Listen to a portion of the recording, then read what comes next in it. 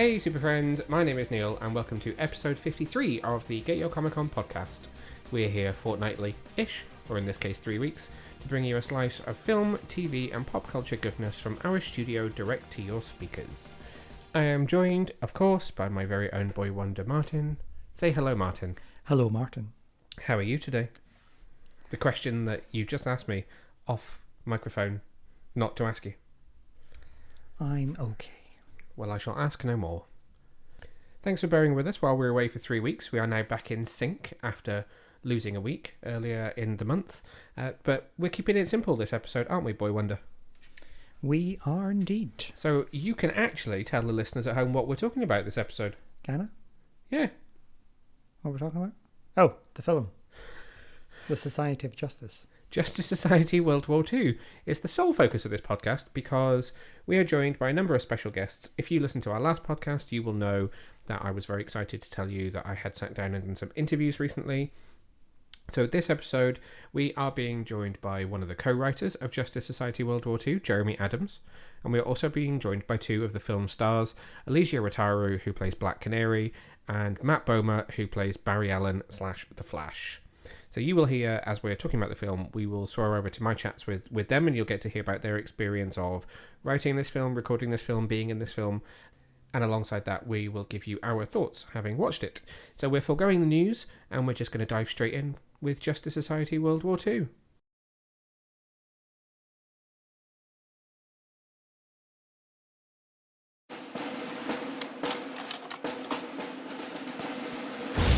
They've taken control of most of Europe and Russia.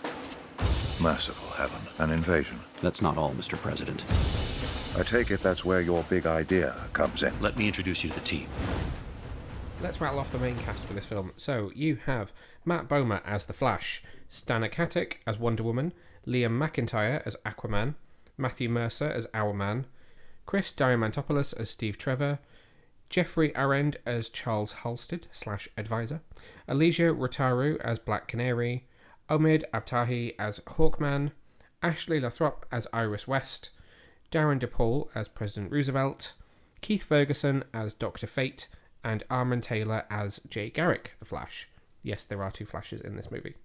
The synopsis for this film is: Justice Society World War II finds modern-day Barry Allen, prior to the formation of the Justice League, discovering he can run faster than he ever imagined, and that milestone results in his first encounter with the Speed Force.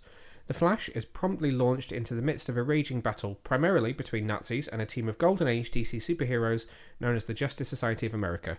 Led by Wonder Woman, the group includes Owlman, Black Canary, Hawkman, Steve Trevor, and the Golden Age Flash, Jay Garrick. The Flash quickly volunteers to assist his fellow heroes in tipping the scales of war in their favour, while the team tries to figure out how to send him home. But it won't be as easy, as complications and emotions run deep in this time-skipping World War II thriller. Before we dive in, I just want to say that Justice Society World War II is available now on digital platforms as of today, as you are listening to this, and will be available on DVD and Blu-ray, and special edition Blu-ray minifig edition with a statue of the Flash from May the 11th, 2021. So from here on out, there is a spoiler warning for this because we're going to be talking about some of the more intricate plot points and character moments from this film. Boy Wonder, first impressions on Justice Society World War II. Let's think about story first, and we'll move on to characters after we've talked to Jeremy Adams. It was a good story. Is that your full review? I mean, I think so. I mean, it was good. I liked it. There was highs, there was lows, there was emotions, there was drama, there was action. Okay. It had it all. Tell me about the highs. It was nice to see some of the lesser known characters on the animations. It was, wasn't it? There was a good little collection of characters, and we'll come on to them in a minute. I really enjoyed the story of this. I felt like it was a pleasant surprise what this film was actually about, given the synopsis, which maybe teases it slightly, but the trailer as well, I think, doesn't quite allude to the full story that you get to see when you sit down and watch the film. Agreed. I feel really weird about this film, just because it's, as we're recording this podcast, it's not actually out yet. It will be out tomorrow, and yet I've seen it like 4 times because of having to prepare for interviews. It feels really weird to have seen a film that many times before anybody else has actually seen it. What were some of your favourite moments from Justice Society World War II? So I think the main highlight for me would be You've that... got your serious voice on. I do? Yeah. Oh, I've had my head tilted as well. It's because the microphone's at a funny angle. But yeah, the main highlight for me would be that it starts off as a film that you think you know what's going to happen, but then it goes completely somewhere else. I think I asked you what was your highlight moments. That was a highlight, though.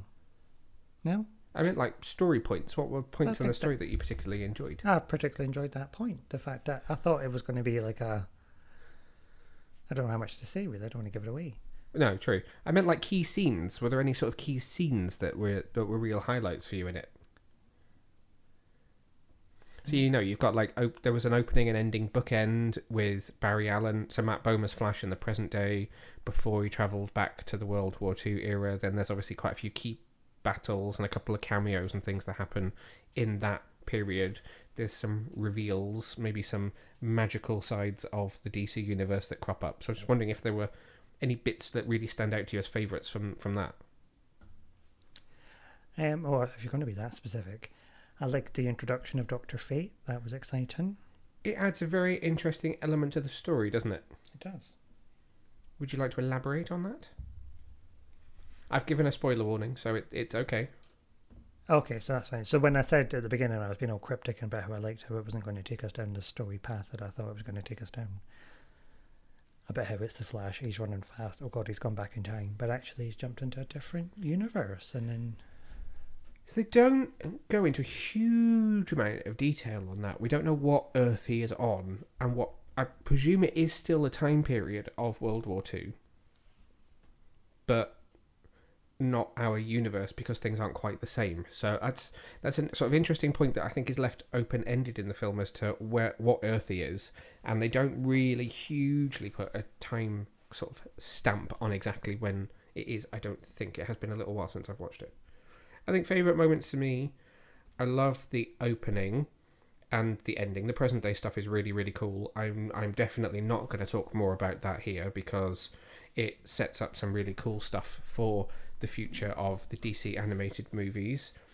I think of the stuff that happens in the World War II era, I would agree with you. I think the Dr. Fate scene is very, very cool and just certainly sets up some really interesting stuff that could happen with the animated movies in the future.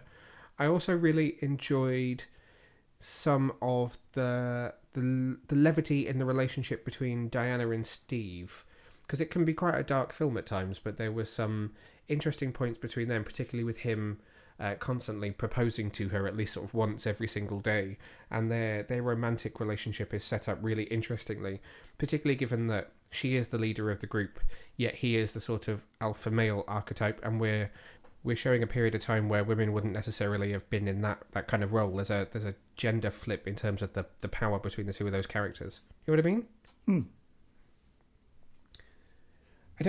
I definitely don't want to say too much because I really don't want to spoil it massively, because there is so much to discover in this film. So why don't we hear from one of the co-writers of the film, Jeremy Adams? Jeremy co-wrote the film with Megan Fitzmartin. The two of them worked together on Supernatural. They were working on the final season of Supernatural, and their offices were next door to each other whilst they were working back and forth on this film. So I got to speak to Jeremy and talk to him about how this story came about and what some of his favourite moments were and some of his favourite characters to write for. So have a little listen to my chat with him. Well, thank you very much for taking the time to speak with me today. How are you doing? I'm doing well, although I had an old man moment today where I slipped on some stairs and fell completely backwards. Oh, no. I was like, so lame. It's one of those things that shouldn't happen. But I'm doing well. I'm excited for everybody to see this movie, you know? Oh, so I watched this last night, and I'm still picking my jaw up off the floor. I have to say, I watched it this morning again as well, so I have seen it twice. I loved it. It's so good. Right. It's so good. Butch, who is the supervising producer, obviously with his Otto Schmidt, caricatures and stuff, I feel like they've elevated just the design elements and the animation elements. I mean, it's beautiful. I feel like it's sweeping. It's It's really great. I think there's enough twists and turns too that will make people go, "Whoa," you know. Oh So, my, there are, yeah. I mean, from watching the trailer to watching the film, I felt like I knew what I was getting into, and I really didn't. And it was in all the best ways, all the best ways. Oh, good. Well, Good. let's go kind of back to the beginning. Tell me a bit about developing the story for Justice Society World War II. So Jim had given me a call. Jim Krieg, who's one of our producers, they had kind of an idea for the basic premise of the World War II story. And not to spoil anything, but the trailers do show you with the Flash and is the Flash in the past, and so came to me and Megan, who I co-wrote this with. Yeah. And Megan and I got together with Jim. We kind of kicked around some ideas, and then we kind of broke the story and went back to him and Butch, and they just seemed thrilled with it. And that's kind of the basic start of it all. It was really helpful because Megan and I were both working on Supernatural, and our offices were basically just across the street. Oh, amazing. So it was an easy way to go like, oh, let's talk, and then let's go over there and talk more about JSA. And for me, I'm a big JSA fan. I love those characters. I'm glad that Warner Brothers Animation is I don't know, it just feels like the last few years we've been able to stretch our legs a little bit into different arenas, not just with, JSA, which is not a Batman-centric thing, but even with the Batman movie I just did, which is not necessarily a Batman-centric thing. So I feel very fortunate that we got to get together and put this together. And then obviously, as animation screenwriters, I always feel like our job is really just to build a foundation for these other amazing craftsmen to build a giant palatial home, because you pass off the script and then suddenly these amazing storyboard guys and the director and the voice actors, they come up with something amazing. And then a year and a half later, I'm like, oh yeah, this is like his best Christmas present ever. It's like a weird stock that you buy. It's like Bitcoin. You're like, hey, I bought it at this point, and now look, it's worth whatever this is. So getting to see it for us was one of those things too, because you don't know when you write it. You hope it's going to be great. You hope it's going to be put together. But I didn't realize it was going to be as beautiful as it was, and it just really knocked my socks off too. I was going to say that to you. I was going to say, what was it? What's it like as a writer when you get to months or however it is down the line, and then you get to see what the final product looks like. That I can't imagine what that feeling must be like to see it realized on screen like that. It's really weird because oftentimes what happens is I don't know, for self-preservation in some ways, you have to kind of let it go. There's been a couple projects that, I've done where it never got done, but with this particular project, I knew it was going to get done, and you kind of forget, like I do because I'm doing other stuff, I kind of push it out of my head a little bit, because otherwise you're just going to be, if you're a fanboy like me, you're just going to be waiting around like, oh, when is it going to come out? And bugging people. But it's much funner to just kind of forget about it for a little bit, and then suddenly you'll get like an email from like Gary or Jim, and it's like, you got to see this. And it's like a clip, and you're just like, oh my goodness.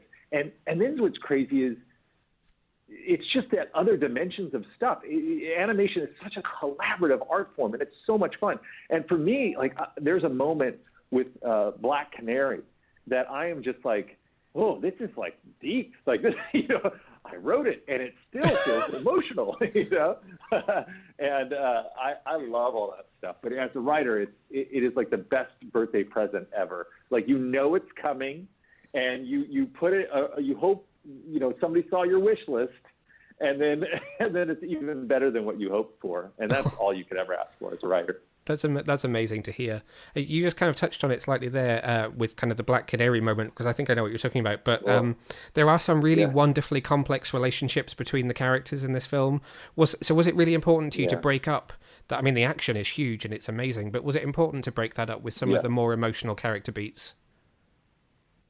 Yeah, I mean, first of all, Megan she loves this. She's like, hey, I want to put people in emotional pain. And, and I tend to agree, but probably not to the extent. So it was a really push and pull between, I think, the both of us and Butch and Jim. And it's like, how can you twist that knife a little more, but how can it mean a lot? I'm a sap.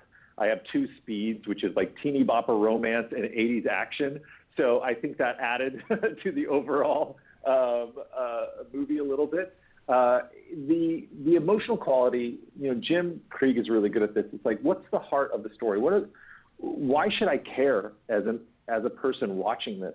And I think that's so important. If you watch Die Hard and it's just about terrorists taking over a building, it's going to be a pretty good movie. But is it going to be as resonant if you didn't know that him and his wife were split up?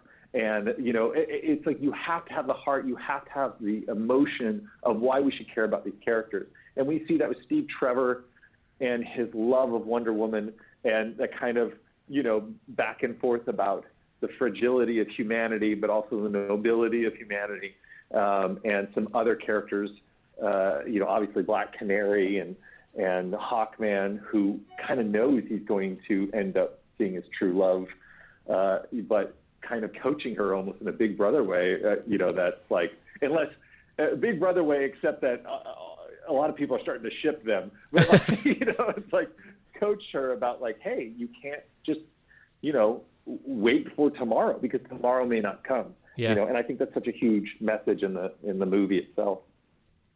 I was really interested by, I suppose this is part of the whole sort of multiverse idea, but you kind of get to play with how these characters are represented as well. So I was really interested in what led you to including Aquaman being in a slightly more sort of antagonistic role for this story.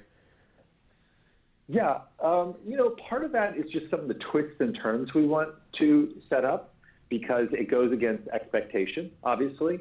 And I think within the context of this movie, he is antagonistic, but it's not necessarily he's in his right mind. Yeah. So, it kind of gives us a little bit of leeway there. But it also comes as a surprise, right? It's a twist that hopefully the audience doesn't see coming because it's Aquaman. And, yeah, absolutely. Of course he's good. And that seems to be a lot of what we did in that movie. It's like, okay, what's the expectation? And then how do we twist it? How do we go, hey, Barry Allen's in the past, is he? And then like, how do we twist that? How do we twist this? How do we twist that? I think those are just ways of trying to keep you intrigued. And because it's loosely based on certain ideas out there in the DC universe, but it's a wholly new story, which is so much fun to be able to put our own little spin on it and our own little footprint so that people that are watching it, it's the catch-22 of, hey, that's not how they did it in the comics. It's like, luckily, this isn't that. This isn't an adaptation of something. Yeah. It's like jazz. It's like, variations on a note. So I think it allows audiences, even if you're a very deep nerd like me or not, to just engage with it on a level playing field and be like, oh, this is just the story they're telling. Yeah, I know exactly what you mean. I love going into the kind of the original story projects like this just because I know as a fan, I'm going to be on the edge of my seat waiting for something that I have absolutely no idea what it is that's going to happen. And that's what this film gave me on so many occasions right through the film where it was just like, okay, did not expect that. Didn't expect that. Didn't expect that person to show up. So you did an absolutely brilliant job with it. Well, thank you. I mean, those are my favorite things to get involved with too. That's like Batman Soul of the Dragons like that as well, where it's just like, this isn't based on anything. So you can't hold me to a standard. I mean, you can, but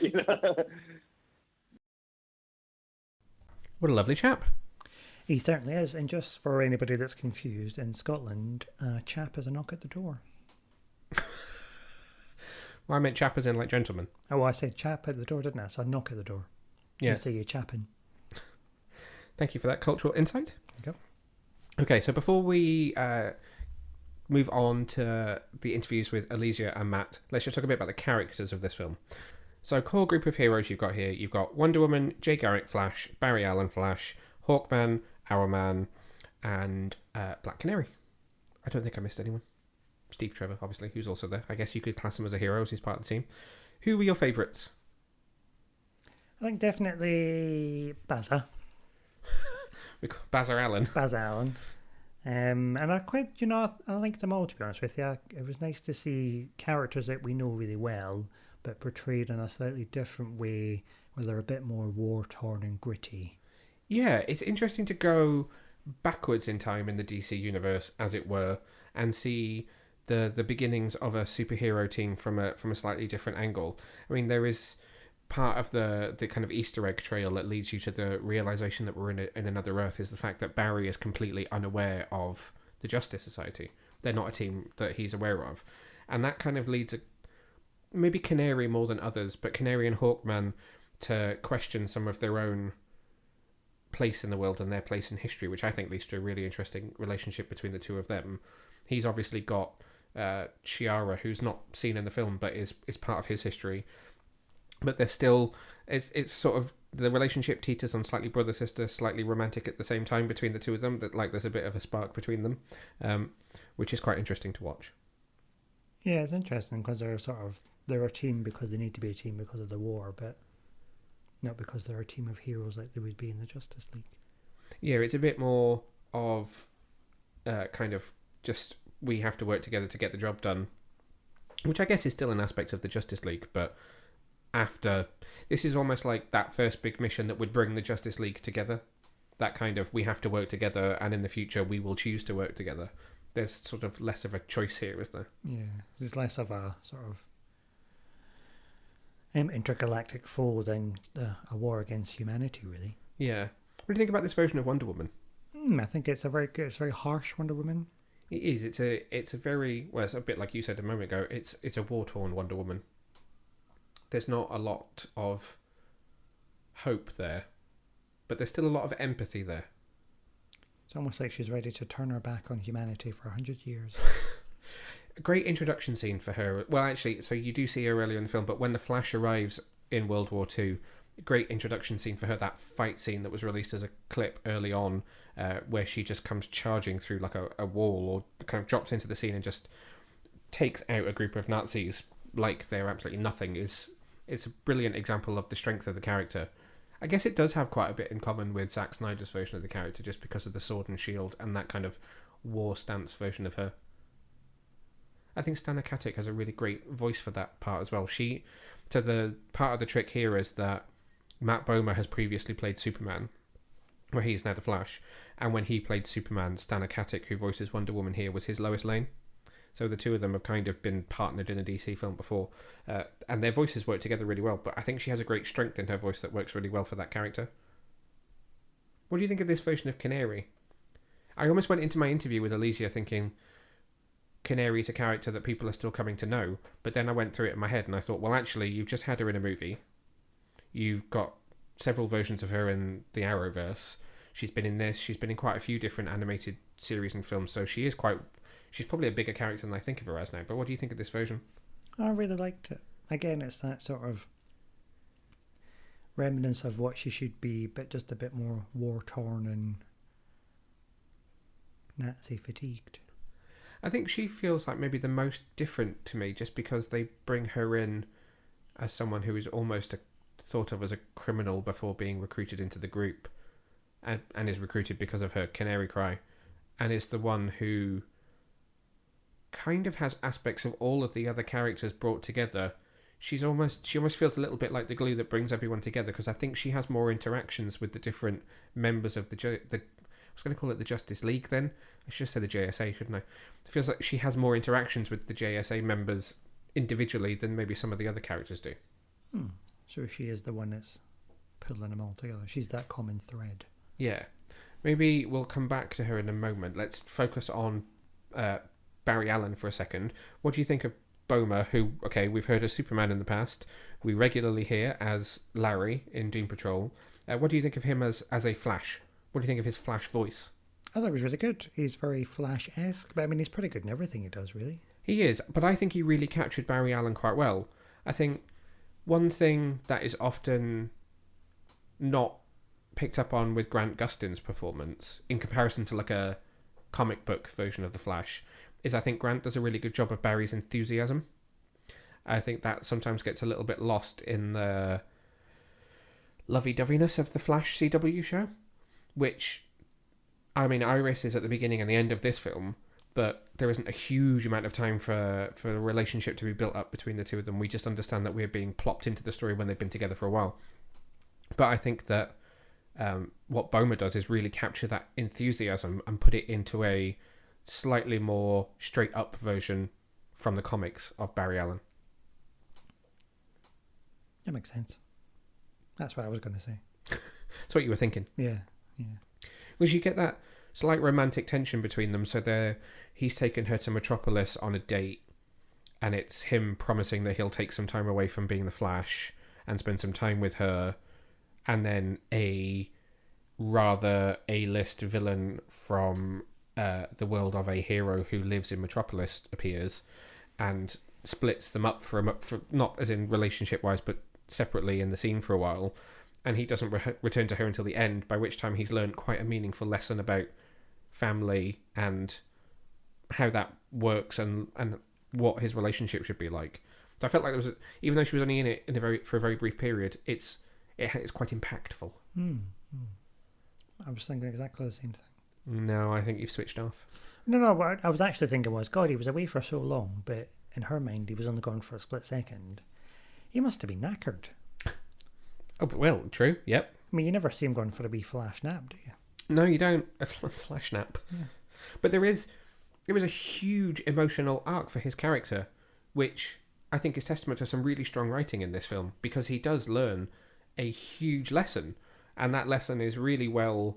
When you go back and watch it for, say, a second or a third watch, you realise what he doesn't know at the beginning, and it's really clearly communicated at the end through his interactions with Iris and with another character that he has learned, and that actually it places him really centrally for this version of the DC animated universe moving forward.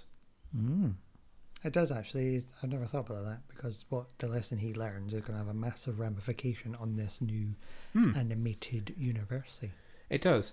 And one other thing that actually I just want to touch on before we go to the Bomer interview is I think, and this is just me sort of trying to read between the lines and guess a little bit, but if you go back to last year to Superman Man of Tomorrow, that was a Superman almost in his first mission. I mean, you saw him in a proto Superman suit before he had the super suit. You saw the origin.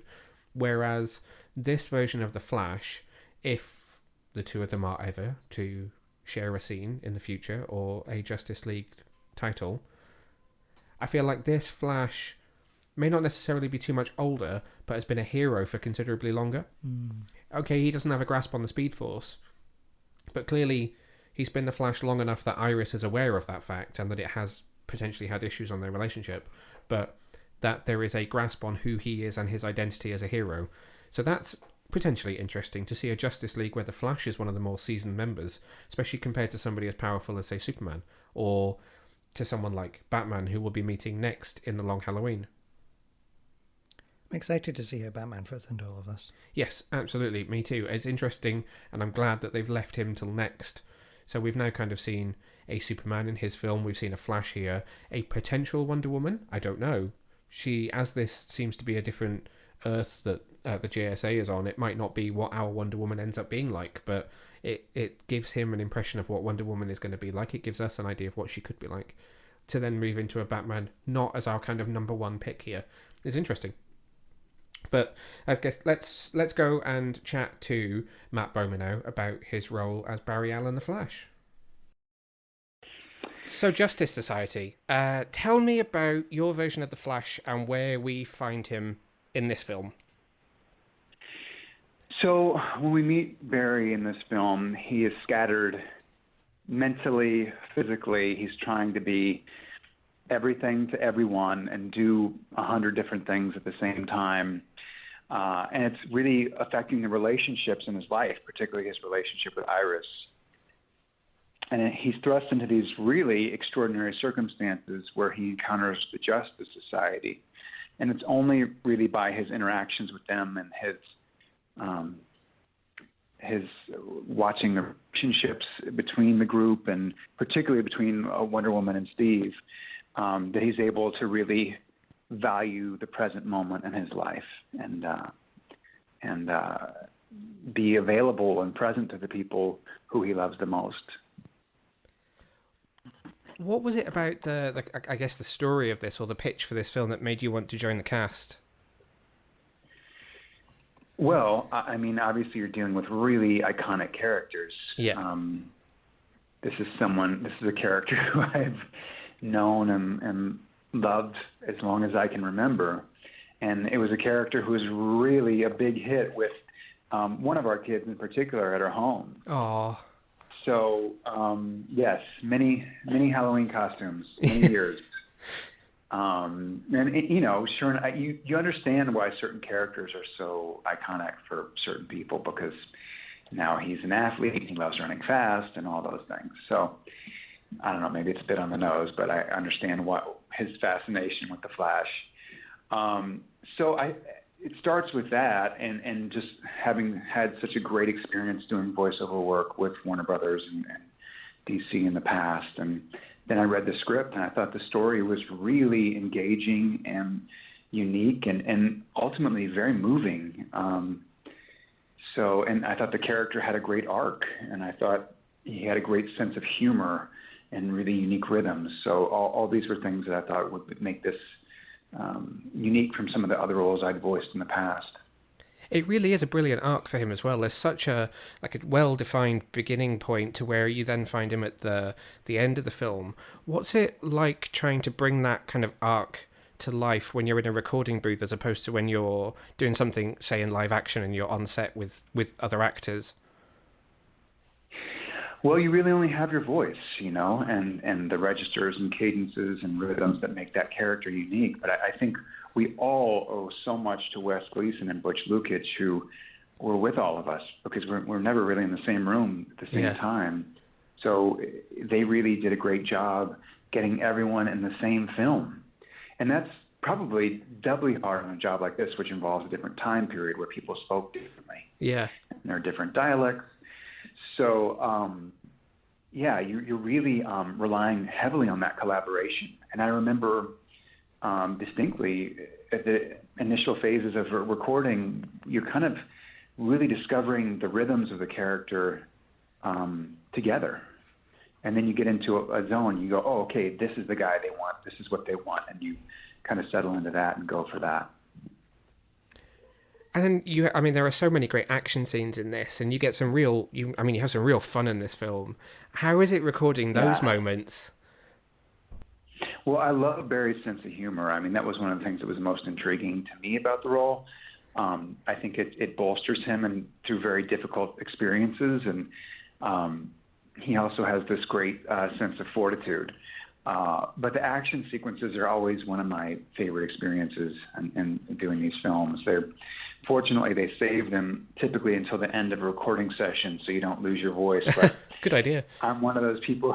Who goes all out, and I'm swinging, I'm kicking, I'm getting punched, I'm punching, and I leave just panting and exhausted and sweating, because I don't know how to fake it otherwise. So it's always, you have to sort of just let go of any sense of self-consciousness and just be willing to look like a complete idiot to get the vocal performance across. I think we need to see that in a gag reel. I think it could be hilarious to watch. Oh my God, if that honestly, talk about extortion. If that exists anywhere, I would really not want that to be out in the world. Remember that video of the kid, that sweet kid who was doing like the Jedi lightsaber by himself? Oh, yeah. He went viral for a while, but it would probably be like my version of that, which I think we can all relate to, We've Definitely. all been that kid at some point. Yeah, absolutely. Have you got a favourite moment or a favourite line? I obviously don't want to spoil the story for anybody, but any kind of favourite moments for you from this film? I really liked, some things you throw out there and then they don't make it into the film, but I really like trying to bring his sense of humor as a coping mechanism. Yeah. For himself. And there were really fun things that we recorded, particularly in that first introduction to Wonder Woman, and that they don't they don't really get on very well upon first meeting. So that was really fun, particularly when you're not in the same room with the other person. So that was fun. And just his sense of humor in general was a fun new aspect to get to play. And yeah, I would say that was probably I don't know if I have a single line that's my favorite, but I would say the moments where his sense of humor comes through were the most fun to record. I think they're some of my favourite moments from watching the film back as well. It's a great version of Barry, and I hope we get to see more of him in the future. Well, I hope so too. It was a lot of fun to get to do, and you give it the same work you give any role. I think people think that doing voiceover work is just getting to show up in your sweatpants and just kind of say a few things and leave, but it's quite the opposite. You have to give it all the same work you give and respect you give any text, but at the same time, you don't have any behavior or physical mannerisms to convey the story. You have to do it all with your voice. Yeah. You mentioned, obviously, that you've done other voiceover work with Warner Brothers and DC, and obviously, of course, you play Larry in Doom Patrol as well. What is it about the characters of DC that keeps you kind of coming back? Honestly, they're so different. And there's maybe less so with Superman, but I do feel like Superman has they all have these great contradictions, whether it's Superman being someone who feels like he has to hide his identity, but then his identity ultimately being his greatest gift, or it's someone like Barry who wants to be who has the ability to be in all these different places, but can't be in the one place he's needed unless when we find him in this film. Yeah. Or someone like Larry who was this sort of golden boy hero who became this guy who resented his ultimate gifts until he was able to form a relationship with them. So they're all really rich and nuanced. I mean, if you took the superhero aspect out of it, I would still want to play these roles. I think I think often can be a bit more dismissive about these roles, but some of them are the more better roles that I've gotten to portray. So. Because there's so much thought and care and love is put into them. So I love working in the medium. It's great. I think the circumstances also that you're dealing with are also just huge. Yes. I mean, if you look at what Barry is dealing with in this film, it's almost unimaginable to have to find a way to not only cope, but also to thrive and just kind of jump into this world he's thrust into. Yeah, I agree. On the face of it, it seems like something sort of typical of Barry, but actually, when you think about the weight of the situation that he's in and what he's facing, it's huge. Yeah, I think that's one of the things that makes these jobs fun is that it's not a traditional kitchen sink circumstance. You're dealing with some really extraordinary circumstances. Yeah, I completely agree with you. Okay, that's all my questions. So thank you so much again for taking the time to speak with me today. It's been great. Neil, what a pleasure. Thanks very much. He really was lovely to talk to. It's very weird because it's a telephone interview, so I don't get to see him. So it's kind of like I've met him, but also not like I've met him at the same time. And that voice is just so distinct that the minute I was on the phone, it's like, my God, I'm talking to Larry. I'm talking to Flash. I'm talking to Matt Bomer. I'm talking to the guy from Chuck. I'm trying to think of everything else I've ever seen him in. It's American Horror Story. American Horror Story. It's just so distinctly him. But he was really nice to chat to. So that kind of leads us into our third and final interview for this podcast, which is with Elysia Rotaru, who plays Black Canary. We just talked about her character a little bit. Anything else you want to say about her just before we jump into hearing her talk about it? No, I just thought it was a very good representation of Canary. It's a nice representation because, like you said, we've had so many iterations of the character recently. She was still able to keep it fresh and bring something new to the plate. Yeah, it was really interesting listening to her, which you'll get to hear in just a second, listeners, but it was really interesting listening to her talk about how they recorded it and her kind of way of coming at this type of character and this type of role. Because one of the questions that I wanted to try and make sure that I'd asked to both of the voice actors was, when you're so used to working on a set with a scene partner, what's it then like trying to carry off a romantic scene or a really emotional character scene when you're alone in a recording booth? But conversely to that, you've also got huge fight sequences in this film, of which there are plenty, and how fun or not fun is it to try and replicate that when you're in a recording booth? And you'll hear it just now, but what she has to say about how she physically acts in a recording booth whilst recording is quite funny. So let's listen to Elysia Rotaru. So how are you doing today? Thanks for talking to me. I'm so good. How are you? Yeah, I'm really good, thank you. Of course. Congratulations on this movie. I've watched it a couple of times already, and it's such a blast. I really enjoyed this film. Thank you. It was fun. Tell me a bit about your version of Black Canary and where we kind of find her at the beginning of this story. I mean, my personal vision of her was just like, okay, we know she's blonde. I've always wanted to be a blonde for a minute, so that was great. Check that off the box. And then going into the world that we were playing in, I loved her entrance. Like when I read the script, it was just kind of bombastic the way she appears alongside Wonder Woman there. Yeah. And a lot of it is, I can't say too much because you can start to learn about her a little bit more throughout the process of watching the film and seeing her relationship, with another a fellow GSA member. So it was nice to see her growth and just bring that to life and have the freedom to do so under the guidance of Wes and Butch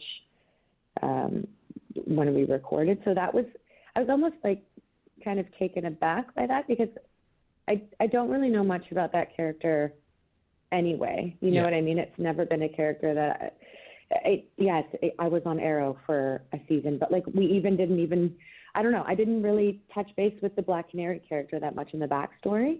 Yeah. So it was kind of nice to just see her come to life in this movie the way she did. So that was exciting for me on the performance level because I was like, ooh, fun. I'm actually in the middle of rewatching Arrow at the moment. I am bang in the middle of your season as well, so it's strange timing. Oh, no way. Yeah, you're kind of turning up everywhere for me at the moment. That. So how did you get involved with this film?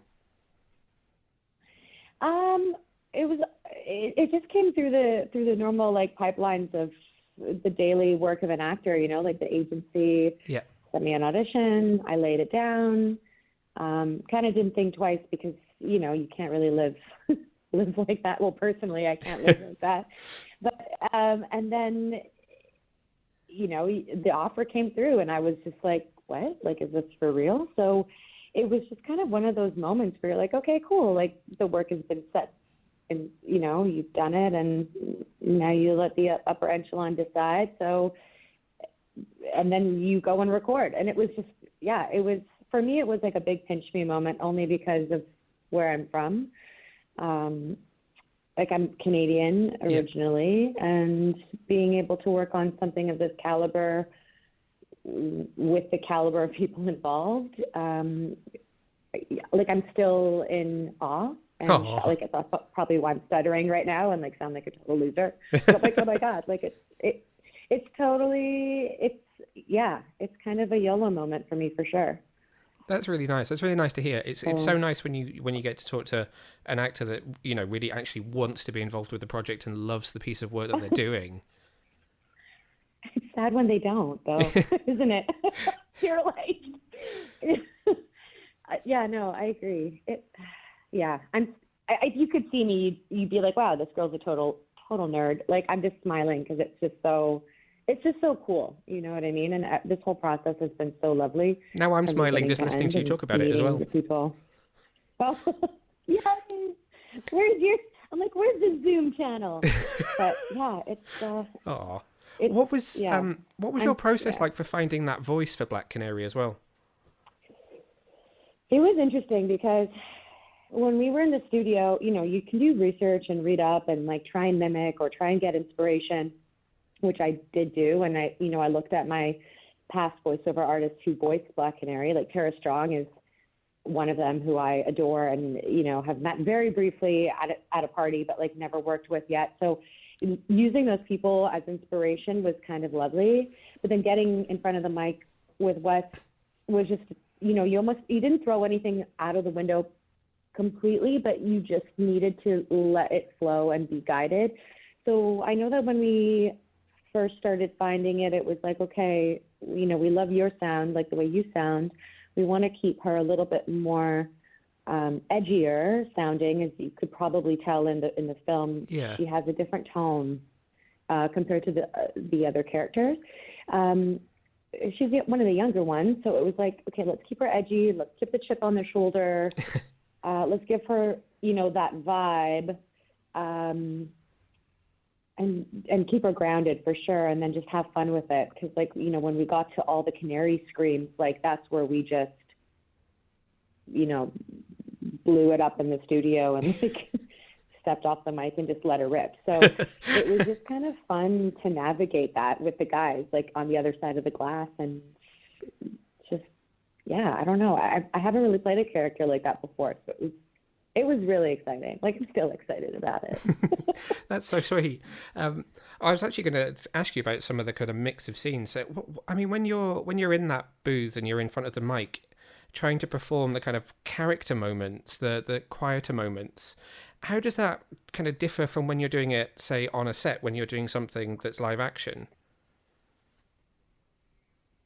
Oh, man. It's so... Obviously, you don't have, a scene partner in front of you to, be in that emotional bubble space, which I love. I come from the theater. That's my background. So you almost, for me, I almost have to endow the mic and the people in the studio as my scene partners, as well as the character that I'm talking to or being with, in that present moment. But it's nice to ground myself in the space, in the reality of where I am. So sometimes I get just really intimate with the mic I'm on. I make fun of myself, that, Neumann and I have a very intimate relationship. Neumann being the mics I usually record off, the brand. Because, I think I guess every actor has their process with it, but for me, it's just really trying to be as physical and tangible as I can in the space. Yeah. Because I am that by nature. And my imagination can only go so far. So it's nice to just have that there. And then, of course, the art. If I can see the art and see at least a snippet, that really helps infuse the imagery and the emotional life. And then, of course, the same goes on the other side of the spectrum when you're, totally letting her rip emotionally and you're, on level 10 of volume and heightened emotion, too. So, that's kind of how it is for me. I was going to say that must be really fun when it comes to the action scenes. You must just be able to completely go for it when it comes to the action. Oh yeah, I mean, that was I think that was my hurdle when I was starting in VO years ago. Was okay, I'm such a physically trained actor, but now I have to tone down the body movement so it doesn't bleed into the session. If I'm throwing an air punch, we don't want to take the microphone out. which I've done before. We won't talk about that. That just shows your dedication to the art. That's all that is.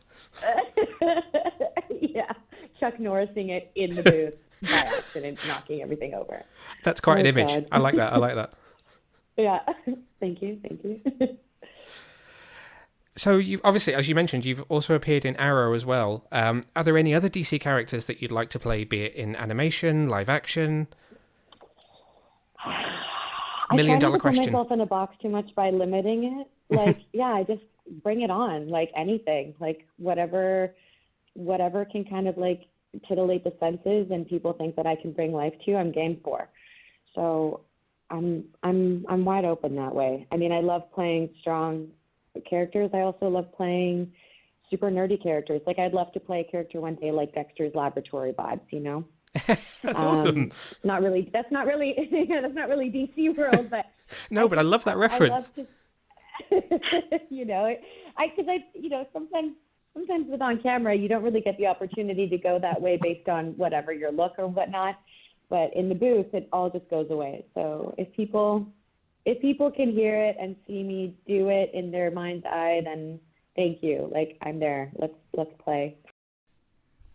One thing with her, which I think is quite funny, is she was in Arrow for an entire season. She's in season 4 of Arrow, but because of her character and who she was, she never actually interacted with any member of the cast other than Stephen Amell, because she was on Lian Yu. It was the season after he'd been to Tokyo and he'd gone back to the island, and she was running around the island with him. She did meet Constantine, though, I think. She also at least was in an episode with Constantine. But in terms of actual sort of scenes that you see her in, she never interacted with anyone else, so she was never on camera with a Black Canary, having been in a show that has several of them. Any other thoughts on Justice Society World War II before I wrap this up for this week? No, I think it's just a very good film. It's a nice way to bring in the GSA and stimulate the JL in this new animated universe. Certainly widens out the universe a lot. You can read my review of Justice Society World War II now. It's up on the website. My verdict was Justice Society World War II is a wonderful surprise with breathtaking action, complex characters, and a truly unique story. I mean, that's pretty much what I just said. So. It is pretty much what you just said. As I said, the film is available on digital platforms from today if you are listening to this podcast, and is available on 4K Ultra HD, Blu-ray Combo Pack, and Blu-ray Minifig Edition on May the 11th, 2021. Grab yours now, where all good films are sold. The bonus features include a very special look at the upcoming Batman The Long Halloween Part 1, which stars Jensen Ackles as Batman. It's going to be a very exciting entry into this universe, because it certainly looks from the animation style like it's going to be part of this ongoing universe of stories which is starting to build through Man of Tomorrow, this film, and then Long Halloween. So I think plenty to look forward to in this DC animated universe as it is up and coming. So that's kind of it for this episode. I wanted to make sure we focused on it and gave enough time for you to be able to listen to those interviews. If you're missing our usual little slice of news that we put in this podcast, then head over to our YouTube channel or to Instagram and Twitter, where you can catch up on our latest news video. James just hosted the last one that came out over the weekend. There are plenty of stories in there, including the first trailer for Marvel's Shang-Chi and the Legend of the Ten Rings, the new trailer for Warner Brothers' The Conjuring, The Devil Made Me Do It, as well as stories on Hawkeye, Superman comics, and many, many more. Coming up when we're back in a couple of weeks, I've only got one little note on the whiteboard at the moment, which is Johnny Mnemonic, the 1995 classic starring Keanu Reeves, precursor to The Matrix. It's being re-released in a remaster on HD very, very soon here in the UK, and I got a sneaky little look at the new remastered version, which I'm going to be telling you all about. We might have cinemas by the time we get around to recording our next podcast. We will have to wait and see. So until next time, stay safe, watch Justice Society World War II, you will not regret it, and we'll see you soon. Bye!